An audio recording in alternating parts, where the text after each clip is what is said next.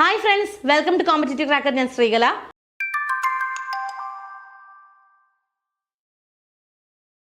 ഇന്ന് നമ്മൾ ഡിസ്കസ് ചെയ്യാൻ പോകുന്നത് കഴിഞ്ഞ ഹൈക്കോർട്ട് അസിസ്റ്റന്റിന് ഇംഗ്ലീഷിൽ നിന്ന് ചോദിച്ച ചോദ്യങ്ങളാണ്.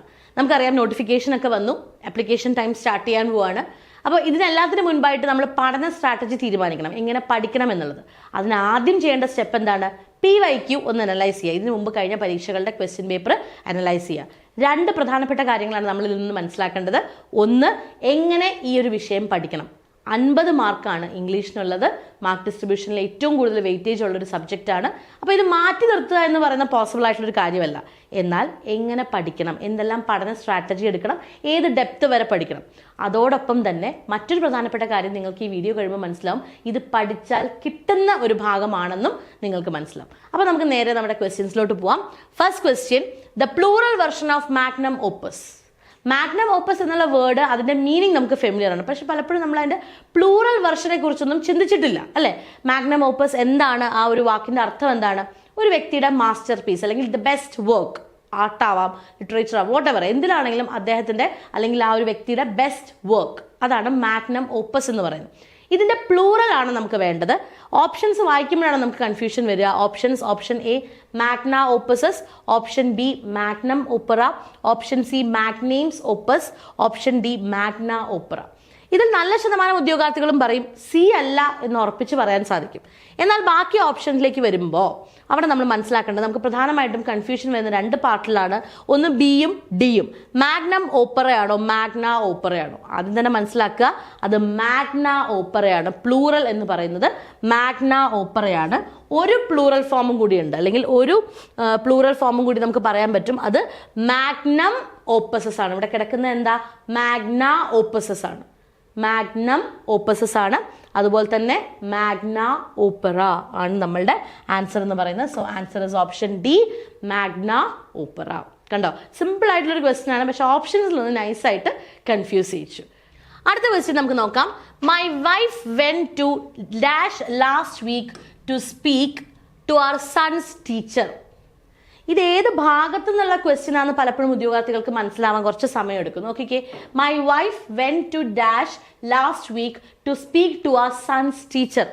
അപ്പോൾ പോയിരിക്കുന്നത് സ്കൂളിലാണ്. അപ്പോൾ സ്കൂളാണോ, ദെയർ സ്കൂളാണോ, ദ സ്കൂളാണോ, ഹെർ സ്കൂളാണോ?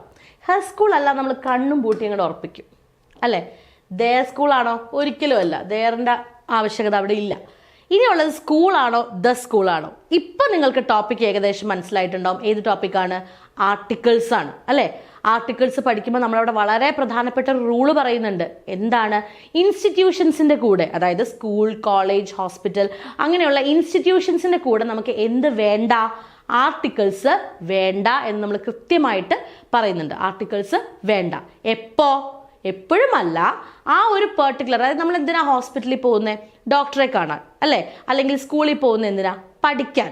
അപ്പോൾ ആ ഒരു പർപ്പസിന് വേണ്ടി തന്നെയാണ് നിങ്ങൾ പോകുന്നതെങ്കിൽ അവിടെ എന്ത് വേണ്ട? ആർട്ടിക്കിൾസ് വേണ്ട.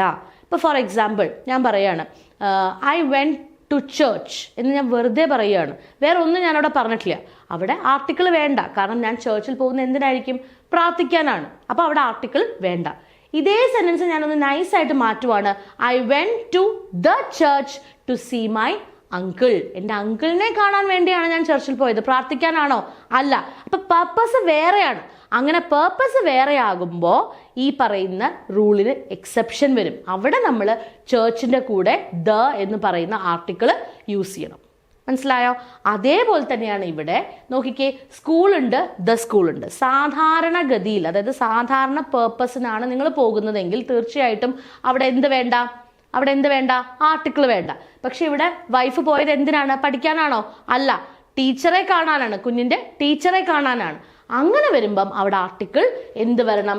ദ വേണം. ഇത് നമ്മൾ PSCയിൽ പഠിക്കുന്നതാണ്. പക്ഷെ ഒരൊറ്റ കുഴപ്പമേ ഉള്ളൂ, ഇത് എന്താണ് ചോദ്യം, ഇത് ഏതാണ് ടോപ്പിക് എന്ന് നമുക്ക് മനസ്സിലാവില്ല. മറ്റേ നമ്മൾ പൊതുവെ ക്വസ്റ്റ്യൻസ് PSCയിൽ നമ്മൾ ചെയ്തിട്ടുള്ള എങ്ങനെയാണ്? A and the, no article, ഈ ഓപ്ഷൻസ് ആണ് തരിക. അപ്പം ഇങ്ങനെ വേറിട്ട രീതിയിൽ നമുക്ക് ചിന്തിക്കാനായിട്ട് പറ്റണം. ഓക്കെ, അടുത്ത ക്വസ്റ്റ്യൻ നമുക്ക് നോക്കാം. I don't remember dash the electricity bill. വളരെ കോമൺ ആയിട്ടുള്ള ഒരു ക്വസ്റ്റ്യൻ ആണ്, വളരെ ഇമ്പോർട്ടൻ്റ് ആയിട്ടുള്ള ഒരു ക്വസ്റ്റ്യൻ ആണ്, നമ്മളൊക്കെ പഠിക്കുന്ന ക്വസ്റ്റ്യൻ ആണ്, അല്ലേ? എന്തൊക്കെയാണ്? ടു പേ ആണോ, പേയിങ് ആണോ, പേയിങ് ഓഫ് ആണോ, പേയിങ് ഇൻ ആണോ?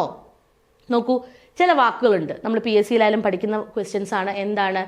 Enjoy, love, like, dislike, hate, remember, suggest, ഇങ്ങനെയുള്ള വാക്കുകളുടെ കൂടെ എന്ത് വേണം? ING form of the verb വേണം. എന്ത് വേണം? ING form of the verb വേണം. നോക്കിക്കേ, റിമെമ്പർ ആണ്. അപ്പൊ റിമെമ്പറിന്റെ കൂടെ എന്ത് വേണം? Definitely ING form of the verb വേണം. So I don't remember paying the electricity bill. എന്താണ്? Paying the electricity bill. ING form വേണം. ഏതൊക്കെയാണ് വാക്കുകൾ? നമ്മുടെ love, like, dislike, hate, remember, suggest, കുറേ വാക്കുകളുണ്ട്. ഇങ്ങനെയുള്ള വാക്കുകളുടെ കൂടെ എന്ത് വേണം? ING form of the verb വേണം. So I don't remember paying the electricity bill. Okay, കണ്ടോ? ഇതൊക്കെ നമുക്ക് പഠിച്ചാൽ കിട്ടുന്ന വാക്കുകളാണ്, നമ്മൾ പലപ്പോഴും പഠിച്ചതാണ്. പക്ഷേ ഇവിടെ ക്വസ്റ്റ്യൻ ഏത് ടോപ്പിക്കിൽ നിന്ന് ഐഡന്റിഫൈ ചെയ്യാനാണ് എന്നുള്ളതാണ് ഉദ്യോഗാർത്ഥികൾ നേരിടുന്ന ഒരു ചെറിയൊരു ബുദ്ധിമുട്ട്. അടുത്തത്, the word conjurer means. The word conjurer means a person who. ആരെയാണ് കോൺജുറർ എന്ന് വിളിക്കുന്നത്? പെർഫോം മാജിക് ട്രിക്സ് ആണോ? സെൽസ് ഇല്ലീഗൽ ഡ്രഗ്സ് ആണോ? ഹാസ് വൺ എ ഫൈറ്റ് ആണോ? ലീഡ്സ് എ കോൺവോയ് ആണോ? ആരാണ് കോൺജുറർ എന്ന് പറയുന്നത്? അറിയാത്തവർ പഠിച്ചോളുക. A person who performs magic tricks. Okay, tricks ഒക്കെ പെർഫോം ചെയ്യുന്ന, മാജിക് ട്രിക്സ് ഒക്കെ പെർഫോം ചെയ്യുന്ന ആളാണ് കോൺജുറർ എന്ന് പറയുന്നത്. ഓക്കെ, അടുത്ത ക്വസ്റ്റ്യനിലേക്ക് നമുക്ക് പോവാം. When someone pulls a person's leg it is. അതെന്താണ്? ഈ ഒരു ക്വസ്റ്റ്യൻ പേപ്പർ കാണുമ്പോൾ നിങ്ങൾക്ക് മനസ്സിലാവും, നമ്മൾ ഇന്ന് എടുക്കുന്ന ക്വസ്റ്റ്യൻസിൽ നല്ല ശതമാനം ഇഡിയംസ് ചോദിച്ചിട്ടുണ്ട്. ദാറ്റ് മീൻസ് ഇഡിയംസ് വളരെ ഇമ്പോർട്ടൻ്റ് ആണ്. അതേപോലെ തന്നെയാണ് ഫോറിൻ വേർഡ്സും വളരെ ഇമ്പോർട്ടൻ്റ് ആണ് കേട്ടോ വൊക്കാബുലറിയിൽ. നോക്കാം, when someone pulls a person's leg എന്ന് പറഞ്ഞാൽ അതൊരു ജോക്കാണോ, ആക്ട് ഓഫ് ഹാം ആണോ, ആക്ട് ഓഫ് ലവ് ആണോ, ആക്സിഡൻ്റ് ആണോ? അതായത് പുൾ എ പേഴ്സൺസ് ലെഗ് എന്ന് പറഞ്ഞാൽ നമ്മൾ കളിയാക്കാൻ വേണ്ടി ചെറിയ ചെറിയ കുസൃതികൾ, അല്ലെങ്കിൽ ഒന്ന് കളിയാക്കുക, പറ്റിക്കുക, കളിയാക്കുന്ന രീതിയിൽ പറ്റിക്കുക, അല്ലാണ്ട് പറ്റിക്കാൻ വേണ്ടി മാരകമായിട്ട് പറ്റിക്കുന്നതൊന്നും പുൾ പേഴ്സൺസ് ലെഗ്സ് അല്ല.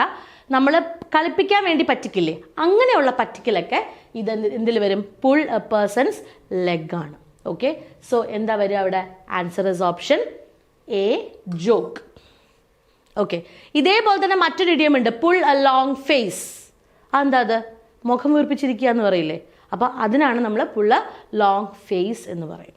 ഓക്കെ, അപ്പോൾ കണക്ട് ചെയ്ത് ഇതിനോടൊപ്പം ഉള്ള എല്ലാ ഇഡിയംസും ഒരുമിച്ച് പഠിച്ചു പോകുന്നതാണ് നമുക്ക് എളുപ്പം. Amit always takes N umbrella dash it rains. വളരെ ഈസി ആയിട്ട് ചോദിച്ചൊരു ക്വസ്റ്റ്യൻ ആണ്. ഇൻ ഫാക്റ്റ് ആണോ, ഇൻ കേസ് ആണോ, ഇൻ ഹോപ്പ് ആണോ, ഇൻ ഫിയർ ആണോ? Amit always takes N umbrella dash it rains. In case it rains, അഥവാ മഴ പെയ്യുകയാണെങ്കിലോ അമിത് ഒരു കുടയെടുത്തു. സോ ഇൻ കേസ് ആണ് അവിടെ വരിക. ഓക്കെ, അടുത്ത ക്വസ്റ്റ്യനിലേക്ക് പോവാം. Let's go dash next week. കണ്ടോ, ഇതും ഞാൻ ഈ പറഞ്ഞതുപോലെ ING ഫോം വരുന്ന ഒരു പെർട്ടിക്കുലർ കേസാണ്. ലെറ്റ്സ് ഗോ ഫോർ ഷോപ്പിംഗ് എന്നാണ് നമ്മൾ പറയുന്നത് അല്ലേ? അതല്ല, let's go shopping, let's go swimming, let's go fishing. അപ്പം അങ്ങനെയുള്ള വാക്കാണ് നമ്മളിവിടെ പറയുന്നത്. സോ ലെറ്റ്സ് ഗോ ഫോർ എന്ന് പറയരുത്. It's option C, fishing. Let's go fishing, let's go swimming, let's go shopping. Okay, ഇനി forensic audit refers to the examination of. Okay, options നോക്കാം. A dead person's financial records, a murdered person's financial records, the forensic department's financial records, the financial records of any individual or firm. Forensic audit, ഈ forensic എന്ന് കേൾക്കുമ്പോൾ തന്നെ നമുക്ക് ക്രൈമുമായിട്ട് ബന്ധപ്പെട്ടതാണ്.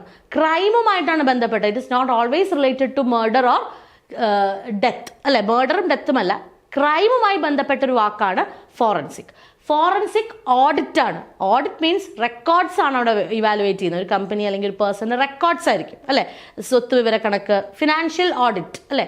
അതാണ് അവിടെ. അപ്പോൾ ഫോറൻസിക് മീൻസ് ക്രൈമുമായി ബന്ധപ്പെട്ടതാണ്. Audit means it is related to financial audit. അപ്പോൾ ഇവിടെ എന്തായാലും ഡെഡ് പേഴ്സൺസ്, മർഡർഡ് പേഴ്സൺ ഒന്നും അല്ല. ഫോറൻസിക് ഡിപ്പാർട്ട്മെന്റ് ഫിനാൻഷ്യൽ റെക്കോർഡ് അല്ല, its the financial records of any individual or firm. ഇതിന്റെ ബാക്കി ഒരു വാക്കും കൂടി പഠിച്ചാൽ നിങ്ങൾക്ക് ഇത് ഓർക്കാൻ പറ്റും. In order to submit as an evidence to court. മനസ്സിലായോ? കോടതിയിൽ എവിഡൻസ് ആയിട്ട് സമർപ്പിക്കാനോ അല്ലെങ്കിൽ ആ രീതിയിൽ ഒരു ക്രൈം തെളിയിക്കുന്നതിന്റെ ഭാഗമായിട്ട് നിങ്ങൾക്ക് financial records of A person അല്ലെങ്കിൽ ഒരു ഫേം കളക്ട് ചെയ്യുന്നതിനാണ് ഫോറൻസിക് ഓഡിറ്റ് എന്ന വാക്ക് ഉപയോഗിക്കുന്നത്. അപ്പൊ ഇനി മറക്കില്ലല്ലോ. ഗുഡ്. അടുത്ത ക്വസ്റ്റ്യനിലേക്ക് പോകാം. ഇൻ ഫിറ്റ്സ് ആൻഡ് സ്റ്റാർട്ട്സ് എന്ന് വെച്ചാൽ എന്താണ്? ഇറ്റ് മീൻസ് ഇറഗുലർലി എന്നാണോ, ഹാർഡ് വർക്കിംഗ് എന്നാണോ, കൺസിസ്റ്റന്റ്ലി എന്നാണോ, എന്തൂസിയാസ്റ്റിക്കലി എന്നാണോ? In fits and starts. In fits and starts എന്ന് പറഞ്ഞാൽ ഒന്ന് തുടങ്ങുക പിന്നെ നിൽക്കുക, പിന്നെ തുടങ്ങുക പിന്നെ നിൽക്കുക, ഒരു കൺസിസ്റ്റൻസി ഉണ്ടാവില്ല. Okay, irregularly. So answer is option A, irregularly. Okay, ഇനി അടുത്ത ക്വസ്റ്റ്യൻ. ഈ ക്വസ്റ്റ്യൻ കഴിഞ്ഞ പ്രാവശ്യം ഓപ്ഷൻസിൽ മിസ്റ്റേക്ക് ഉണ്ടായിരുന്നു. Whinny is a sound made by. Whinny is a sound made by ആരാണ്? സീബ്ര, ഔൾ, റാബിറ്റ്, കാങ്കറു അല്ല, ഹോഴ്സ് ആണ് കേട്ടോ. അപ്പോൾ അത് തെറ്റായിരുന്നു, അന്ന് ക്വസ്റ്റ്യൻ തെറ്റായിരുന്നു. അത് ഡെലീഷനിൽ പോയിട്ടുള്ള ഒരു ക്വസ്റ്റ്യൻ ആണ്. ഇനി can you dash the principles of quantum mechanics? Very important അല്ലേ? Can you dash the principles of quantum mechanics? Explain for ആണോ, എക്സ്പ്ലെയിൻ ഓൺ ആണോ, എക്സ്പ്ലെയിൻ വിത്ത് ആണോ, എക്സ്പ്ലെയിൻ ആണോ? എന്താണ് വരിക? Dash. Can you dash the principle? എക്സ്പ്ലെയിൻ്റെ കൂടെ ഏത് പ്രപ്പോസിഷൻ വരും? പ്രപ്പോസിഷൻ വേണോ? വേണ്ട. Can you explain the principles മതി. എക്സ്പ്ലെയിൻ അബൌട്ടും ഫോറും ഒന്നും വേണ്ട. ഇതേപോലെ തന്നെ മറ്റൊരു വാക്കാണ് describe. Describe the two men മതി. ഡിസ്ക്രൈബ് അബൌട്ട് ദ ടു മെൻ്റെ ആവശ്യമില്ല. അതുപോലെ കംപ്രൈസസ് എന്ന വാക്ക്, കംപ്രൈസസ് ഓഫ് തെറ്റാണ്. ബിക്കോസ് കംപ്രൈസസ് എന്ന വാക്കിൻ്റെ കൂടെ വരുന്ന മറ്റൊരു വാക്കാണ്, അല്ലെങ്കിൽ ആ അർത്ഥം വരുന്ന വാക്കാണ് കൺസിസ്റ്റ് ഓഫ്. അതിൽ ഓൾറെഡി ആ കംപ്രൈസസിൽ ഓഫ് ഉണ്ട്, പിന്നെ നമുക്ക് ഓഫിൻ്റെ ആവശ്യമില്ല. അതേപോലെ തന്നെയാണ് ഡെസ്പൈറ്റ് എന്ന വാക്കിൻ്റെ കൂടെ ഓഫ് വേണ്ട, ഡെസ്പൈറ്റ് മതി. It means in spite of. അപ്പോൾ ആ ഓഫ് അവിടെ ഓൾറെഡി ഉണ്ട്. അപ്പോൾ ഇങ്ങനെ കുറച്ച് പ്രപ്പോസിഷൻ വേണ്ടാത്ത വാക്കുകൾ ഷുവർ ഷോർട്ടായിട്ട് നമ്മൾ പഠിക്കേണ്ട കേസാണ്. കാരണം അത്യാവശ്യം നിലവാരത്തിൽ ഒരു ക്വസ്റ്റ്യൻ പേപ്പർ ചോദിക്കുവാണെങ്കിൽ അവിടെ ഇങ്ങനത്തെ ക്വസ്റ്റ്യൻസ് നമുക്ക് ഷുവറായിട്ട് പ്രതീക്ഷിക്കാവുന്നതാണ്. ഓക്കെ, ഇനി അടുത്ത ക്വസ്റ്റ്യനിലേക്ക് പോകാം. The match ended in A draw. Draw എന്ന് പറഞ്ഞാൽ അറിയാലോ, തുല്യമായിട്ടുള്ള സ്കോർ. അവിടെ എങ്ങനെയാണ്? ക്വസ്റ്റ്യൻ ടാഗാണ് ചോദിച്ചിരുന്നത്. സോ കണ്ട നല്ല രീതിയിൽ തന്നെ ഗ്രാമർ ചോദിക്കുന്നുണ്ട്. പാർട്ടിക്കിൾസ് ചോദിച്ചു, അതുപോലെ തന്നെ ING ഫോം ചോദിച്ചു, എന്താ പറയുക, നമ്മുടെ ക്വസ്റ്റ്യൻ ടാഗ് ചോദിച്ചു, വൊക്കാബുലറി ഇപ്പോൾ എത്ര ഇഡിയംസ് തന്നെ നമ്മൾ കണ്ടു അല്ലേ. നല്ല രീതിയിൽ ക്വസ്റ്റ്യൻസ് ചോദിക്കും. അതുപോലെ നമ്മുടെ ഫോറിൻ വേർഡ്സും ചോദിക്കാറുണ്ട്. അപ്പോൾ the match ended in A draw എന്ന് പറയുമ്പോൾ നമ്മൾ ആദ്യം ക്വസ്റ്റ്യൻ ടാഗ് കണ്ടുപിടിക്കുന്നത് എങ്ങനെയാണ്? ആദ്യം നമ്മൾ അതിൻ്റെ ഓക്സിലറി വെർബിനെ ഐഡൻറ്റിഫൈ ചെയ്യണം. എന്താണ് ഇവിടുത്തെ ഓക്സിലറി വെർബ്? എൻഡഡ് എന്ന വാക്കാണ്. ഡയറക്റ്റ്ലി ഓക്സിലറി വെർബ് നമുക്ക് തന്നിട്ടില്ല. അങ്ങനെ തരാത്ത സാഹചര്യത്തിൽ നമ്മൾ ഡു അല്ലെങ്കിൽ ഡസ് അല്ലെങ്കിൽ ഡിഡ് ആണ് ഉപയോഗിക്കുന്നത്. അപ്പം ഡു, ഡസ്, ഡിഡ്, അതിൽ എൻഡഡ് എന്ന വാക്ക് വരുമ്പോൾ നമുക്ക് ഡിഡ് ആണ് വരിക അല്ലേ. പാസ്റ്റ് ടെൻസ് ആയതുകൊണ്ട് ഡിഡ് നമ്മൾ ഉപയോഗിച്ചു. സെന്റൻസ് പോസിറ്റീവ് ആണ്, ടാഗ് നെഗറ്റീവ് ആയിരിക്കണം. ദ മാച്ച് ആണ്, ഡിഡിൻറ്റ് ഇറ്റ് ആണ്. So answer is option D. ഒട്ടും കൺഫ്യൂഷൻ വരാത്തൊരു ക്വസ്റ്റ്യൻ ടാഗ് ആണ് അല്ലേ. ഓപ്ഷൻസിൽ നിന്ന് തന്നെ നമുക്ക് മനസ്സിലാക്കാം പെട്ടെന്ന്. അടുത്തൊരു ക്വസ്റ്റ്യനിലേക്ക് പോകുന്നതിന് മുൻപായിട്ട് നമ്മുടെ high court assistant, the most glamorous job അല്ലേ. ഡിഗ്രി കഴിഞ്ഞ ഉദ്യോഗാർത്ഥികളെ സംബന്ധിച്ചോളം വളരെ ഗ്ലാമറസ് ആയിട്ടുള്ളൊരു ജോബാണ്. എല്ലാ ആനുകൂല്യങ്ങളോട് കൂടിയും എല്ലാ സൗകര്യങ്ങളോട് കൂടിയും അവധികളോട് കൂടിയുള്ള നല്ലൊരു ജോബാണ്. കേരള ഹൈക്കോർട്ടിൽ വർക്ക് ചെയ്യാൻ പറ്റുന്ന ഒരു ജോബാണ്. ഇപ്പോൾ കഴിഞ്ഞ പ്രാവശ്യം കോമ്പറ്റേറ്റീവ് ക്രാക്കറിൻ്റെ ഇത് ആദ്യത്തെ ബാച്ചല്ല, നിങ്ങൾക്ക് എല്ലാവർക്കും അറിയാവുന്ന പോലെ കഴിഞ്ഞ പ്രാവശ്യം നമ്മുടെ ഹൈക്കോർട്ട് അസിസ്റ്റൻറ്റ് ബാച്ചിൽ ഞങ്ങൾ അതിന് മുമ്പത്തെ ബാച്ചിലുണ്ടായിരുന്നു. അതായത് ഹൈക്കോർട്ട് അസിസ്റ്റൻറ്റ് ഇത് ഞങ്ങളുടെ ഫസ്റ്റോ സെക്കൻഡോ അല്ല, അതിന് മുൻപത്തെ ബാച്ചിലും നമ്മളുണ്ടായിരുന്നു. ഡിസ്ക്രിപ്റ്റീവ് കോച്ചിങ് മുതൽ നമ്മൾ എല്ലാ ബാച്ചസിലും കൊടുത്തുകൊണ്ടിരിക്കുന്ന ഒരു ടീമാണ്. സോ ഇത് നമ്മുടെ കഴിഞ്ഞ പ്രാവശ്യത്തെ റിസൾട്ടാണ്. അതിൽ ശരൺ നിങ്ങൾക്ക് എല്ലാവർക്കും ഫെമിലിയർ ആയിട്ടുള്ളൊരു വ്യക്തിയാണ്. ഓൾറെഡി നമ്മുടെ സർവീസിൽ കയറിയിട്ടുണ്ട്. അപ്പം വളരെ കൃത്യമായിട്ട് പഠിച്ചാൽ നമുക്ക് റാങ്ക് ലിസ്റ്റിൽ കയറാൻ സാധിക്കുന്ന ഒരു എക്സാമാണ്. പക്ഷേ ഇവിടെ ഉദ്യോഗാർത്ഥികൾക്ക് പലപ്പോഴും പാളിപ്പോകുന്ന എന്താണെന്നറിയാമോ? മെയിനായിട്ട് ആ സ്ട്രാറ്റജീസ് ഓപ്റ്റ് ചെയ്യുന്നതിലാണ്. പലപ്പോഴും നമ്മൾ നമ്മുടെ ഒബ്ജക്റ്റീവ് പാർട്ട് നന്നായിട്ട് അങ്ങ് പഠിക്കും. പക്ഷേ എത്ര പഠിച്ചാലും ഡിസ്ക്രിപ്റ്റീവിൽ മിനിമം മാർക്ക് ഇല്ല എങ്കിൽ നിങ്ങളെ കൺസിഡർ ചെയ്യില്ല ഇൻ്റർവ്യൂവിന്. അപ്പോൾ അതുകൊണ്ട് തന്നെ ഡിസ്ക്രിപ്റ്റീവ് പാർട്ട് ആദ്യം മുതലേ, കാരണം ഈ പരീക്ഷ ഒരേ ദിവസമാണ് ഒബ്ജക്റ്റീവും ഡിസ്ക്രിപ്റ്റീവും നടക്കുന്നത്. അതുകൊണ്ട് തന്നെ ആദ്യത്തെ ദിവസം തന്നെ ഇതെന്ത് ചെയ്യണം? നമ്മൾ ഒബ്ജക്റ്റീവ് മാത്രമല്ല ഡിസ്ക്രിപ്റ്റീവും പഠിച്ചു തന്നെ പോകുന്നു. അത് തന്നെയാണ് കോമ്പറ്റേറ്റീവ് ക്രാക്കറിൻ്റെ കോച്ചിങ്ങിൻ്റെ ഏറ്റവും വലിയ പ്രത്യേകത എന്ന് പറയുന്നത്.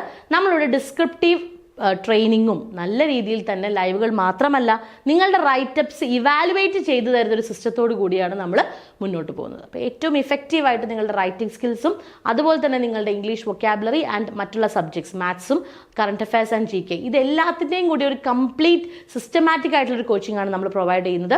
അതുകൊണ്ട് തന്നെയാണ് കഴിഞ്ഞ പ്രാവശ്യം ഞങ്ങൾക്ക് ഈ അഭിമാനിക്കാവുന്ന റിസൾട്ടിലേക്ക് എത്തിയത്. അപ്പോൾ ഹൈക്കോർട്ട് അസിസ്റ്റൻറ്റ് എങ്ങനെ പഠിക്കാം, എങ്ങനെ നമുക്ക് റാങ്ക് ലിസ്റ്റിൽ ഇടം നേടാം, ഇങ്ങനെയുള്ള എല്ലാ സംശയങ്ങളുമായിട്ടും നല്ല ഒട്ടനവധി ചോദ്യങ്ങളുമായിട്ട് നിങ്ങളിലേക്ക് ഞങ്ങൾ വരികയാണ് ഒരു ഫ്രീ ക്ലാസ്സുമായിട്ട്.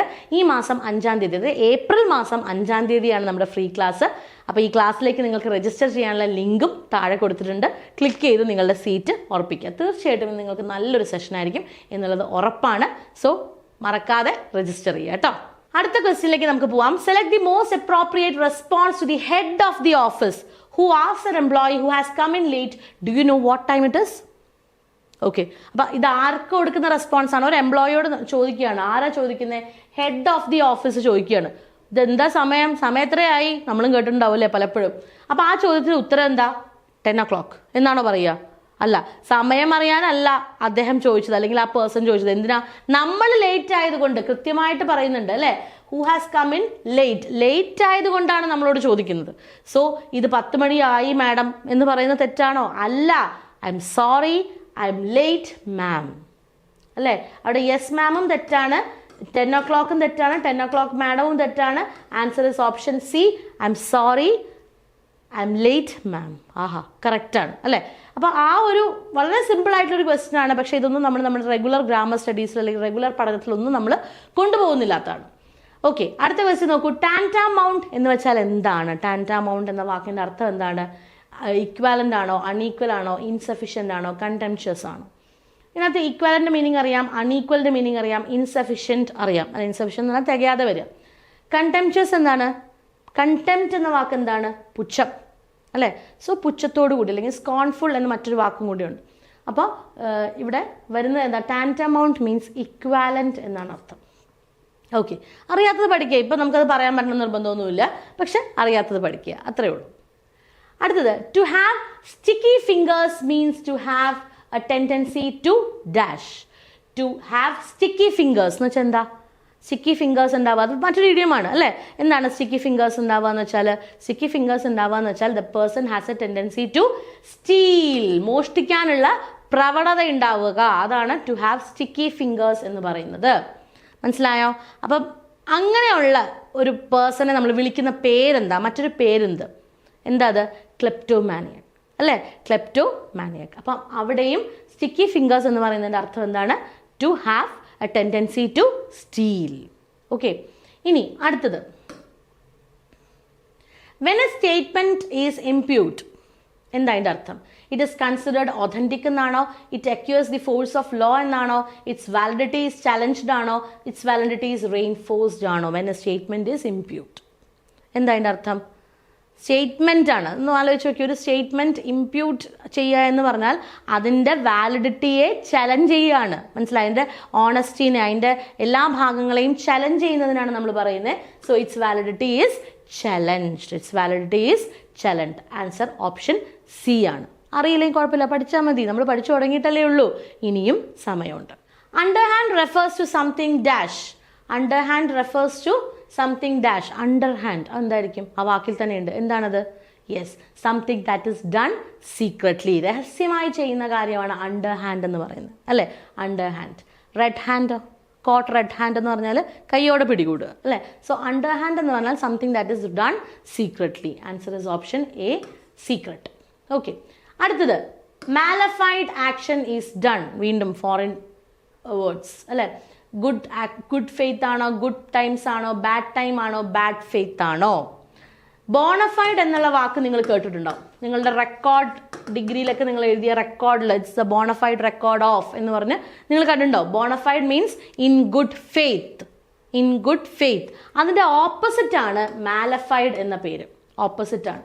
സോ എന്തായിരിക്കും മാലഫൈഡിൻ്റെ അർത്ഥം? It means in bad faith. മനസ്സിലായോ? ജെന്യുവിനിറ്റി ഇല്ല, അതാണ് അതിൻ്റെ അർത്ഥം. ഗുഡ് ഫെയ്ത്തും ബാഡ് ഫെയ്ത്തും. Bona fide means with good faith, അതേസമയം mala fide means in bad faith. അടുത്തത്, when you call it a day you have decided to dash. നല്ലൊരു ക്വസ്റ്റ്യൻ ആണ് അല്ലേ. നമ്മൾ പലപ്പോഴും ചെയ്യുന്നതാണ്. When we call it a day എന്ന് വെച്ചാൽ അതിൻ്റെ അർത്ഥം എന്താണ്? മീൻസ് ഇന്നത്തേക്കുള്ള പണി ആവശ്യത്തിന് ചെയ്തു, ഇനി ഇല്ല, ഇനി മതിയായി അല്ലേ. So you are stopping the work that you are doing. What ever work ആണോ എന്താണോ നിങ്ങൾ ഇന്നത്തേക്കുള്ള ഇനഫ്, ഇന്നത്തേക്കുള്ളതായി. അതുപോലെ തന്നെ ഇന്നത്തെ നമ്മുടെ സെഷനും ഇറ്റ്സ് ഡൺ അല്ലേ, ആയി. അപ്പോൾ നമുക്ക് എന്ത് ചെയ്യാം? നന്നായിട്ട് പഠിച്ചാൽ കയറാൻ പറ്റുന്ന ഒരു ലിസ്റ്റാണ്. ഇംഗ്ലീഷ് അറിയില്ല എന്ന ഒരു പേടിയും വേണ്ട. നിങ്ങൾക്ക് ഏറ്റവും ബേസിക് ആയിട്ടുള്ള ക്ലാസ്സസ് മുതൽ നമ്മൾ പ്രൊവൈഡ് ചെയ്യും. ഒരു ടെൻഷനും വേണ്ട. സുഖമായിട്ട് പഠിച്ച് ഒരു ടെൻഷൻ ഇല്ലാതെ ഡിസ്ക്രിപ്റ്റീവ് റൈറ്റിംഗ് പ്രാക്ടീസോട് കൂടി തന്നെ നമുക്ക് കോൺഫിഡൻസോട് കൂടി എക്സാം എഴുതാം. സെറ്റ് അല്ലേ? ഓക്കെ. അപ്പോൾ നമ്മുടെ കോമ്പറ്റേറ്റീവ് ക്രാക്കറിൻ്റെ പുതിയ ഹൈക്കോർട്ട് അസിസ്റ്റന്റ് ബാച്ചിനെ കുറിച്ച് കൂടുതൽ വിവരങ്ങൾ അറിയാനായിട്ട് നമ്മുടെ ബോർഡ് നമ്പറിൽ കോൺടാക്ട് ചെയ്യുക. അപ്പോൾ ഇത്രയുമാണ് നമുക്കിന്ന് ഡിസ്കസ് ചെയ്യാനുള്ളത്. എല്ലാവർക്കും മനസ്സിലായെന്ന് വിചാരിക്കുന്നു. ഇനിയും ഇതുപോലെ ഒരുപാട് ചോദ്യങ്ങളും ഒരുപാട് കാര്യങ്ങളുമായിട്ട് ഞങ്ങൾ വരുന്നുണ്ട്. ചാനൽ ആദ്യമായിട്ടാണ് കാണുന്നതെങ്കിൽ സബ്സ്ക്രൈബ് ചെയ്യുക, ഷെയർ ചെയ്യുക. നമുക്ക് വീണ്ടും കാണാം മറ്റൊരു വീഡിയോയിലൂടെ. Thank you so much.